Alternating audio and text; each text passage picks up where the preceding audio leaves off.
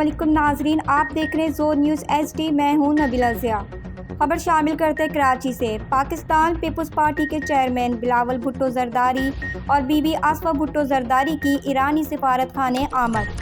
Chairman Bilawal Bhutto Zardari Bibi Aseefa Bhutto Zardari کے ایرانی سفارت خانے کے دورے کے موقع پر وزیر اعلیٰ سندھ بھی ہمراہ۔ چیئرمین بلاول بھٹو زرداری بی بی آصفہ بھٹو زرداری کا ایرانی قونصل جنرل حسن نورین سے صدر ابراہیم رئیسی کے ہیلی کاپٹر حادثے میں جاں بحق ہونے پر اظہار افسوس۔ چیئرمین بلاول بھٹو زرداری بی بی آصفہ بھٹو زرداری کا ہیلی کاپٹر حادثے میں جاں بحق ہونے والے ایرانی وزیر خارجہ امیر عبدالبیان کے جاں بحق ہونے پر بھی اظہار کا افسوس۔ چیئرمین بلاول بھٹو زرداری بی بی آصفہ بھٹو زرداری کا قیمتی زندگیوں کے ضیاع پر ایران کے عوام سے اظہار رنج و غم۔